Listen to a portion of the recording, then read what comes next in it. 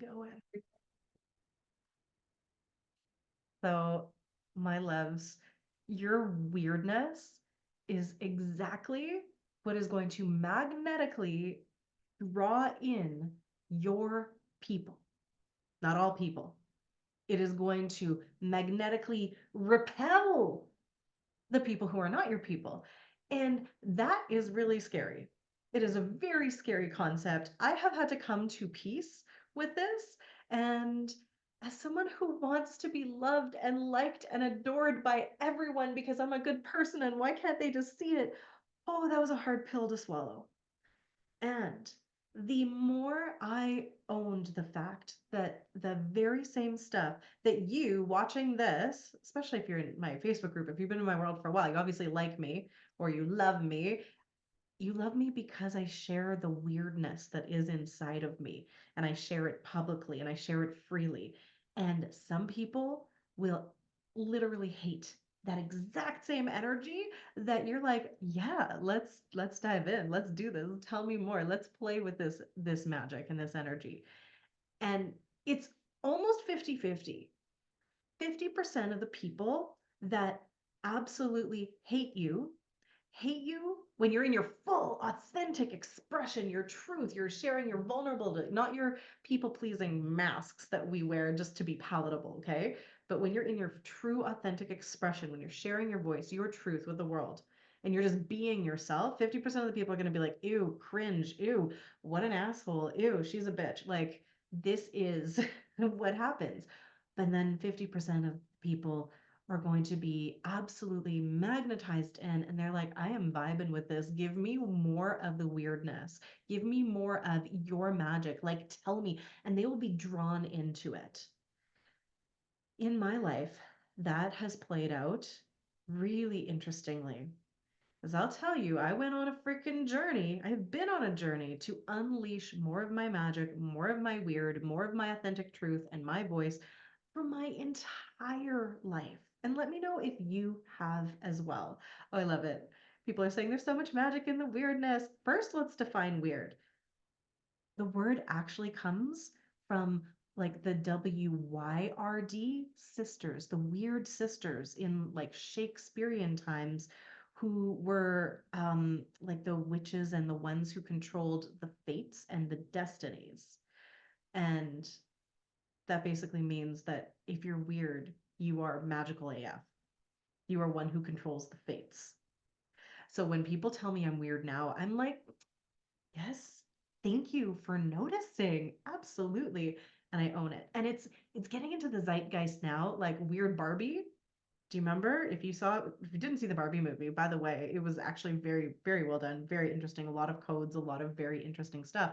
But Weird Barbie was the one that everyone was going to for the wisdom. Everyone was going because she knew what was going on. And I saw myself in Weird Barbie way more than any of the other Barbies. And Barbie, by the way, like I rejected her because of the whole patriarchy uh thing about femininity being like not as good as masculinity in the 80s and 90s. And I was like, ugh, Barbie, when I got old enough to think about those things without realizing she's a freaking icon because she does everything and she looks fabulous doing it. I'm such a supporter of my daughter seeing Barbie. Um, do all of the things and she's a role model with all of the affirmations. But anyway, I saw myself as the weird Barbie because I've never fit in. I've always been the magical, clairvoyant, clairsentient one who didn't even know what that meant, but would just know things that other people didn't know. And I was the alien. I was the one, the neurodivergent one who didn't really get kids playing, so I didn't fit in. And I would always be on the edges, but I found the magic in the weirdness my entire life, right? Like, I wanted to hang out. I actually consciously made a decision to start smoking when I was like 16 because that's where the interesting weirdos were and their conversation was so much more fascinating because it would be on like philosophy rather than like what sports people were playing and things like that and sports games. And I was like, tell me about the philosophy. Like, let's get into consciousness and awareness. And apparently I thought those conversations could only be found while at the smoke shack behind the school. So that's beside the fact. I smoked a lot for like 3 years because I wanted to be in that kind of energy. And I am so grateful that I allowed myself to follow the flow of the weird, but I never fully unleashed it. I still haven't fully unleashed my full magic, my full voice, my full weirdness with you guys because it's an evolution. It's an evolution to share more of yourself, to unmask, to do all those things. But I have had a hard time learning how to express myself and my truth and share my message and share my voice and share my magic and share my weird because I didn't feel comfortable or safe doing it. And that has been my journey. And I have been the one who has always been a mystic, always been a weirdo. And I kind of only shared that fact with safe people for a very long time. Like, I would be casually weird. I was fine being like the hula hooping, spiritual, crystal loving, like magical, dancer, full of joy and life. Like that level of weird for a long time was fine. And people were very clear that I was a weirdo. I didn't mind that. But like the psychic stuff, the energy work, the I can talk to dead people and, angels and aliens and Gaia and the elements and like I have magical abilities kind of weird. Like that was scarier for me. That was so scary. The I was a literal hula hoop performer. I could light hula hoops on fire and perform for hundreds of people, if not more than, if not thousands of people, like literally on fire, center stage, owning my Leo moon. But the first time I shared my light language publicly, like on a video, even it wasn't even public, but on a video, I was literally shaking because I was so sure that I was going to get snuck up on, a bag was going to get put over my head, and somebody was going to like drag me off to either draw and quarter me or burn me, hang me. Like I was going to be exiled out. I was going to be stoned to death because I had such a wounding around showing up in my magical weirdness. And it was from a lot of places. Let me know if this has been you. If you feel like you've got some childhood wounding around that because people were like, you're such a weirdo. Or maybe it's from your Akash if you've studied past lives. And maybe it's not even yours. Maybe it's ancestral or maybe it's collective because we know as a whole, in now, not so much, but in the past, it was not safe to be magical because they burned the witches and they, made people hide their magic. And it's not safe to stand out at all. It's not safe to stand out, except standing out and sharing your voice and sharing your soul essence, the actual harmonic resonance of truth from your soul signature without holding it back or masking it. It's not really about safety and survival. It's about actually being able to thrive and to show up in service and for you to be visible enough for the people that you are here to help, that you are here to serve, and that you're even here to connect with so they can feel you and see you and find you. And then you guys can actually do what you're supposed to do together. They can't find you if you are hiding. So the group of friends that you're with, if you don't actually jive with them, you have to ask yourself, are you actually showing up as yourself fully? Or are you wearing the masks? Right? Are you hiding your truth? Are you swallowing your tongue and not saying the things that are actually on your heart, whether it's in relationships or if you're a healer or a light worker or somebody starting a business, right? If you're not sharing your authenticity and your truth, your stuff's going to fall flat. And if people do buy your programs, if people do come in to work with you, they're going to be like, oh, because you won't be able to mask totally forever and all of that. They'll be like, oh, this isn't really what I expected. You seemed like you were someone different. If we are not ourselves, then how can people actually truly feel the vibes and like get if they resonate with us? You know, the COVID shutdowns, the pandemic stuff happened 4 years ago this week. And I've been thinking and contemplating back about that because that was the line that basically for all of us, right? Like there was pre COVID and there's post COVID.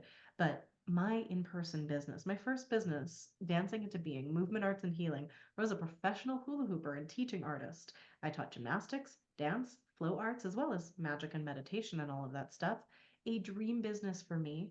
Like all of that in person stuff was just wiped out in an instant.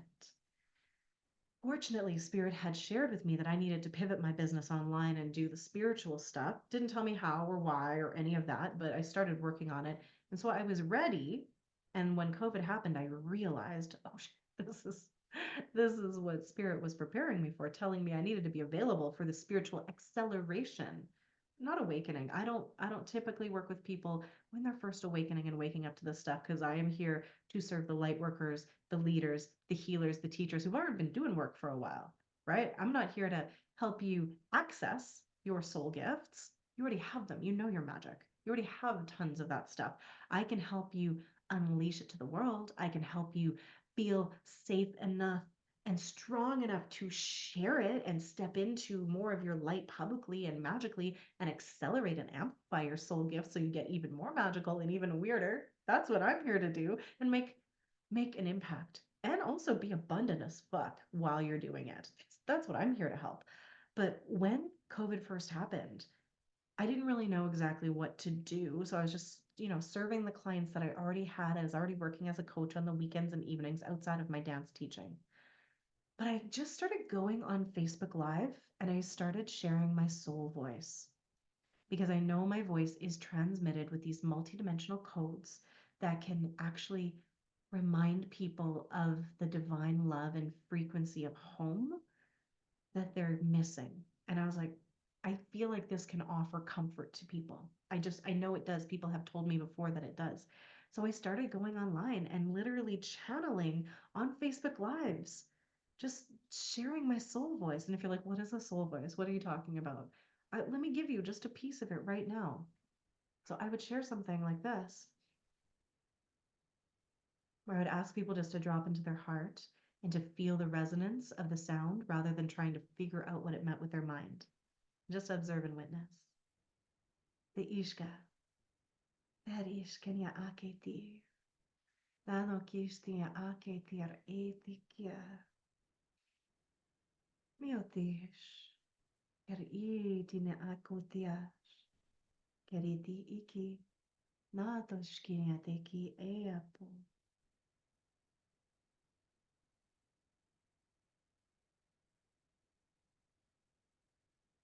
In that transmission, that is just from my soul to your soul.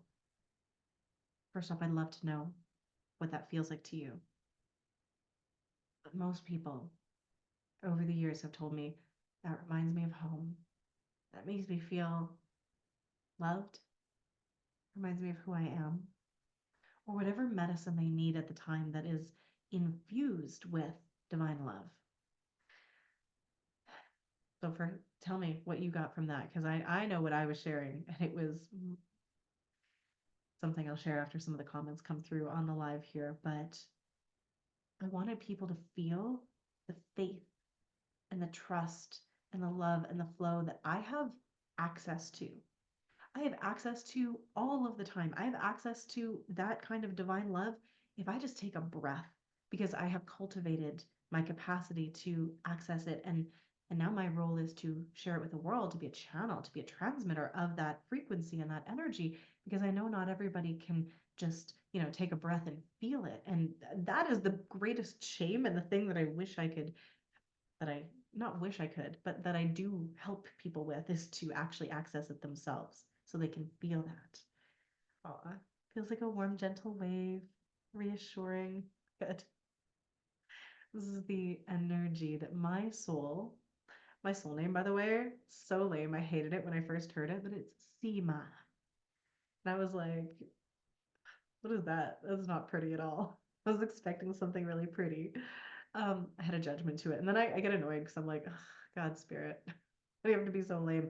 And then I started to learn more about the tones and the seed tones. And it was basically about like seeing and feeling the energy of the Divine Mother. And I was like, okay, well, I guess that makes sense. Right. To help people see and feel that. And so, oh, I love that. Reaffirming of my gifts, not alone. Beautiful sisterhood. Yes, this is the frequency that I have inside of me that I can share. And I can share it by speaking gibberish and just transmitting this sound alchemy to people.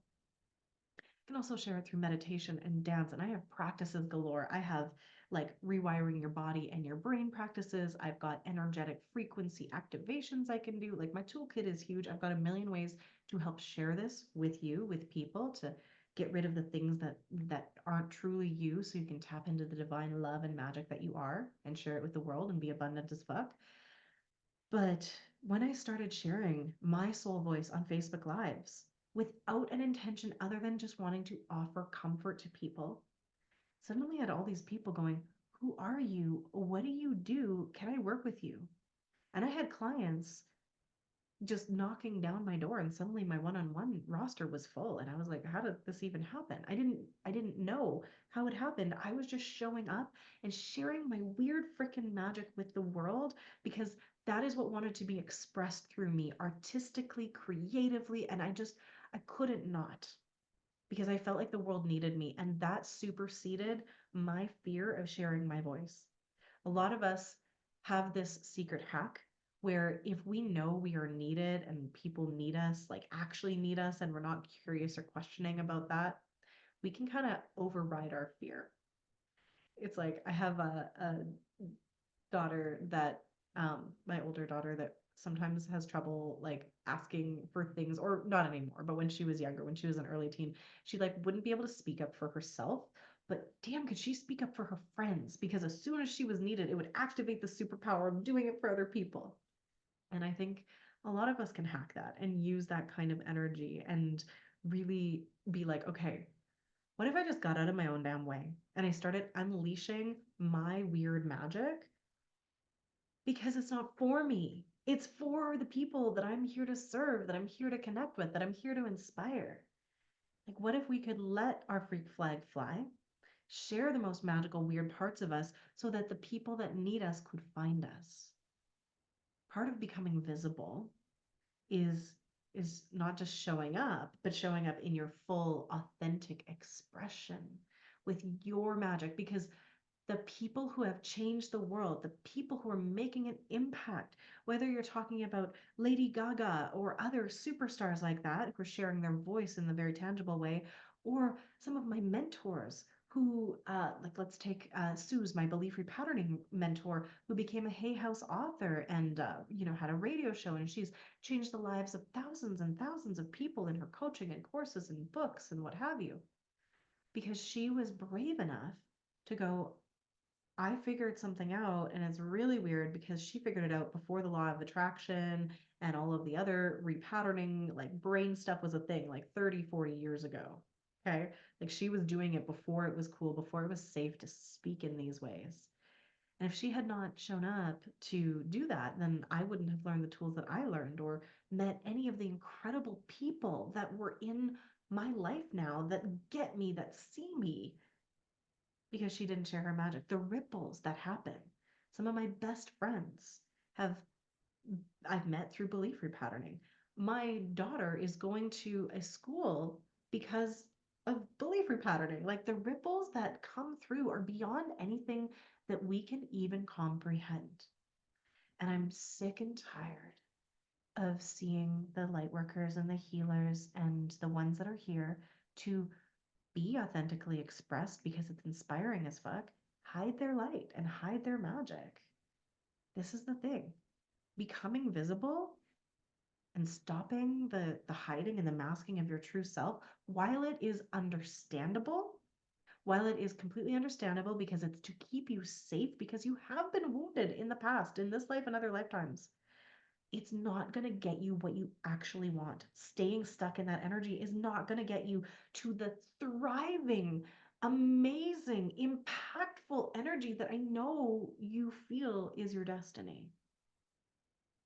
I know you feel like you're here to do big things or small things, but you're here to help the world, right? Like in big ways and small ways and all ways. You can't do that if you are hiding and not sharing your truth, your voice, your light, your magic. It is such a profound thing to witness people take off the cloak, and it's constant evolution.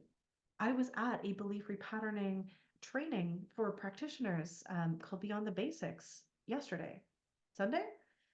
I was doing some repatterning with a friend, and I was supersizing the work that I've already done to unleash more of my magic because now I'm here and I'm like, I have to own the fact that I actually have an energetic healing modality that I need to teach. I'm not just teaching little things like activate your voice. I have a whole like energy modality, kind of like Reiki, that can really make crazy shifts in the world that I have to teach. Right? Not just activating your light language, not just teaching you how to be a coach and facilitator, not just helping you activate your intuition. I have a body of work that I have to actually own and be like, listen, I have magic. Would you like to learn it? It's amazing. Right. And I'm still working on that. And so I was repatterning with my friend. And it felt like I was actually removing a cloak off of my energy field. I was uncloaking. And I have been doing this work for a long time, and there's just so many levels and layers to it. So if you're like, I've done this work, I'm showing up and I'm visible, dude, unless you're like Tony Robbins kind of visible, like there's more for you to do. There's so many levels and layers, and when there's a new level, there's a new devil, and we have to go back and use our tools because it's gonna press up against that part of you, the ego and the nervous system that's trying to keep you safe and small and hidden so you are okay. I saw a really great video yesterday that said your nervous system will always choose the hell you know over the heaven you don't know. Breathe that in, like, ah, what? Our nervous system, our ego, all of the systems and structures designed to keep you safe and alive are going to choose the hell, and maybe not even a hell, but just the comfort zone that you know, instead of going, yeah, you know what, go and thrive, friend, like go and shine your light, because that visibility makes you a freaking target. And you are not safe in that visibility. There are people that are going to dislike you, people that are going to hate you. There's going to be slings and arrows and projections and who knows what else. But we can't actually be here in an impactful way, sharing our voice and shining our light and, being abundant if we're hiding. Like they just, those two frequencies, they're not even on the same plane. So we have to get really okay with the fact that we are weird. The magicians, the frequency alchemists, the light workers, the healers, the artists, the people that are here to drive society forward and help them evolve. Us, you, me, we're here to not fit in. We're supposed to stand out. People are supposed to not get it because you are a genius who is several steps ahead of the crowd. So they can't look to the where we are and go like, yeah, that fits in here because you're pushing things forward. You're helping things evolve. So you have to be visible enough in that work to actually be seen. And then some people are going to be like, yes, genius, masterful, exactly. And other people are going to be like, well, that's not what I already know and love and think about. So that's weird because it's different because people are not all open and receptive to new things. And when I say people, I mean all people because I'm going to call myself out here. When something is new and different, I can reject it. Like, really silly example, but a style of music or a song that comes out and it's new, and I'll be like, ugh, I don't like that. That's lame. And then it grows on me and I'm like singing along and I'm like, yeah, yeah, yeah. No, actually, I really like this tune. I don't know why I didn't like it at first.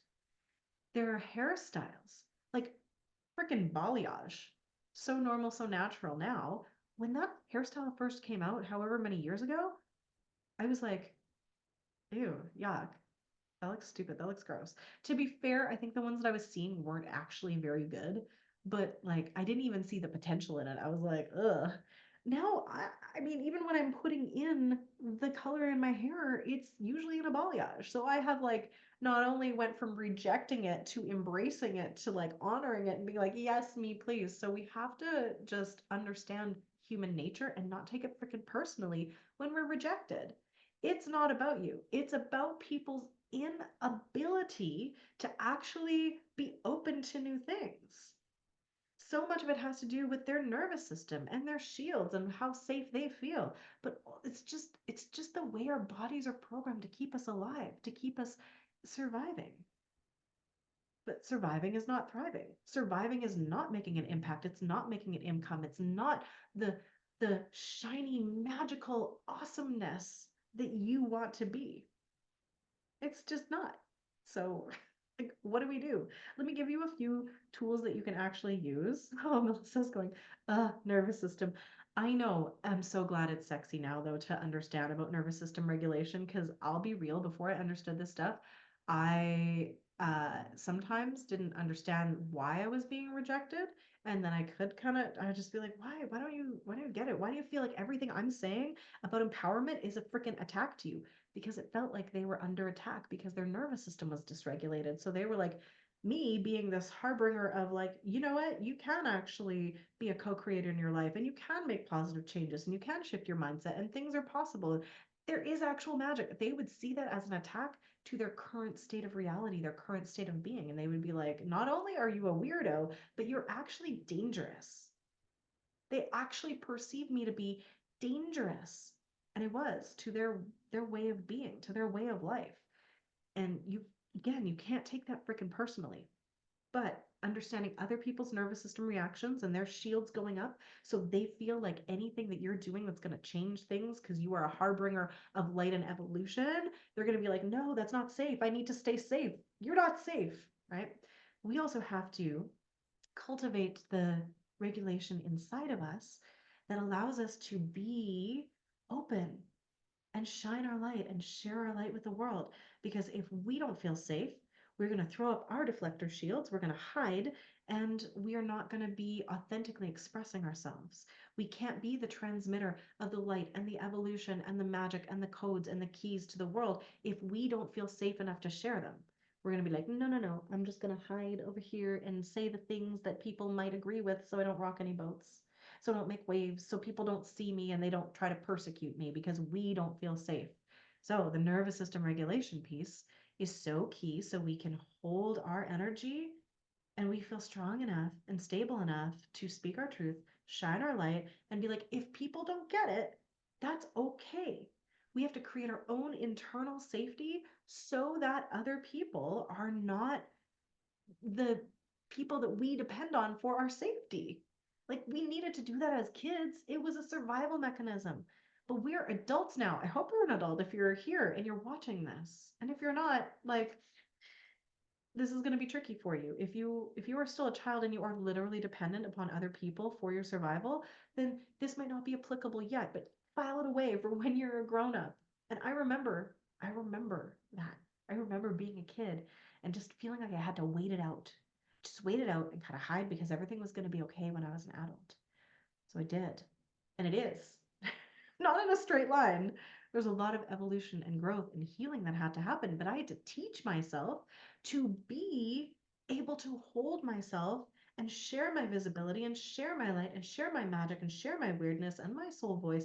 And the fact that I can actually help people access that through all the tools that I have and brag about it, even if people think that I'm weird and I'm too much and I'm dangerous, because again, I am dangerous to their way of thinking and being, and that's not okay for them.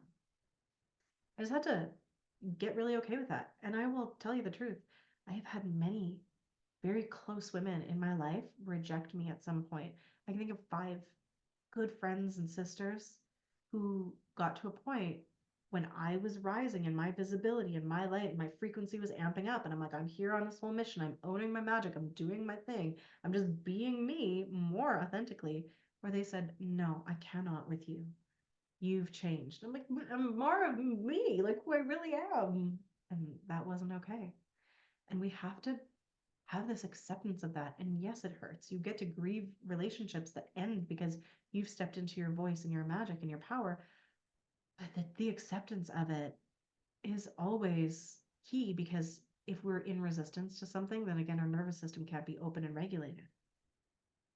So accepting that we're not for everyone, accepting that people are going to reject us, but the same thing that people are rejecting us for will be what magnetizes in the people who get us, the people who want to be around us, the people who are our soul mate whether they're friends or lovers or clients or just community members, they need to feel and see the truth of your being.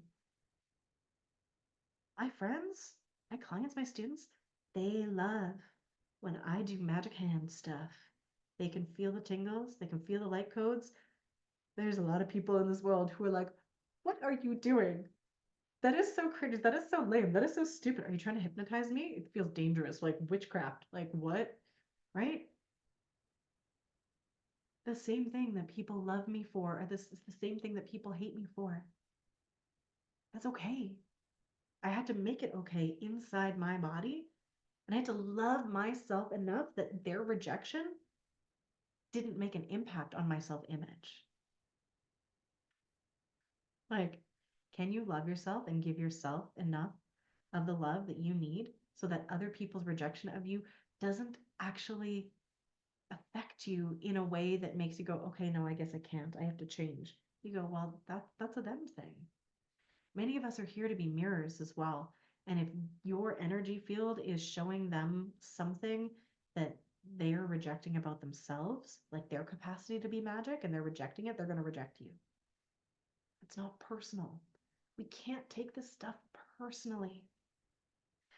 Everything that I teach, whether it's in my Abundant AF membership for lightworkers, in my transformational journey facilitator program, or in my lightwork prep school, in my one-on-one coaching, it is to get people, to get you so freaking solid in your own energy, so rooted into the earth, so connected to your highest self, and so surrounded by your luminous team, like your spirit team, that you are enough, you're whole and complete, the energy of the divine flows through you, and you feel safe enough inside of yourself that you can then express yourself fully and authentically with the world, no matter what it is.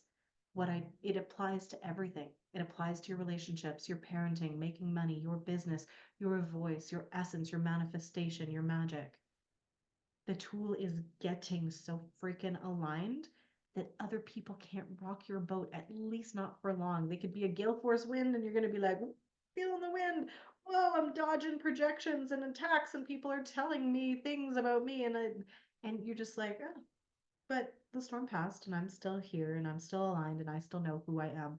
And can I tell you how good it feels to be so freaking powerful in your own energy that, like, people's words, they don't stick.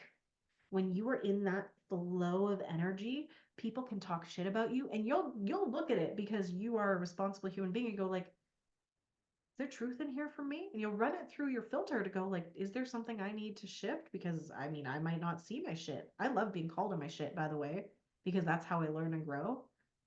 But I will run through something and be like, is there any element of truth from this? If yes, okay, let me go do the healing and clearing that I need so it's no longer a thing. And if no, then it just bounces off of me. Water off a duck's back. But really, it's more that you have activated this personal bubble of light and magic and authenticity and power and divinity that you're not taking on their shit. This is what I want for the world. This is what I want for you. This is what I want everybody who is here to make an impact, to be the light. I want you to feel so safe in yourself that you're like, all right, I can shine. And I know it's simple. It's not easy, but it is easy. Like, it is easy if you let me help you because I have these tools. I have so many tools that will actually help you walk this path. The path that has taken me maybe 20 years or 40 years, really, to get to this place, I've condensed so I can help you through it in such a more efficient way because I can be the guide. I can be the lighthouse and be like, look, I've got the codes and keys and all the tools, and here's how I did it. And you can take these tools that are objectively truthful tools. They don't just work for one person, they work for everybody because it includes the nervous system regulation and working with the divine and unleashing the soul. It's like it's repatterning your body and your mind with like cognitive neuroscience based tools. I have a toolkit that is going to help you move through this so much faster because the time is now, right? The time is now. The world needs our light so much. And if you're feeling like now is the time, it's because it is. The astrology is aligned, the evolutionary energies, the light coming to the planet, it's all here to support you. And there's just this feeling of possibility and newness that is coming through. So if you're feeling like you're ready for this, just shoot me a message, and there's so many different ways I can support you. If you're looking for a free guide, I would say check out my free resources. My soul embodiment meditation is one way that you can release the density and come back into alignment with your soul self. There's also all of the programs and offerings and coaching that I do. Like, it's all meant to help you come back to you, feel strong enough to share your freaking magic with the world and be abundant AF. So it is time. I'm so glad, Erin, saying in tears. Thank you. Yes, I'm so glad that I was here to share this with you. I walked a group through belief repatterning on this about becoming visible and shared a different set of stories, but some of the same energy on Sunday. And afterwards, people were like just checking in with their muscle testing to see if they had shifted it and they were more comfortable being more visible. And we had up to 95% more comfortable being visible. Like, that is how potent and powerful the tools that I have are. 95% more comfortable in a 40-minute presentation. Imagine working with me for a year. Imagine how your life would change. So dip in or out as needed. I'm so happy that I can share these codes with my community, with my membership, with my students, with my clients, but with everybody who needs to hear this message. So just make sure that you are remembering that the weirder you allow yourself to be, the more magic you will unleash, because that's the stuff that people will actually resonate with. Your people, not the people who don't get you, right? Be weird Barbie, be the weird sisters, the controller of the fates, and own freaking magic now. Okay? It's time. Let's have so much fun with it.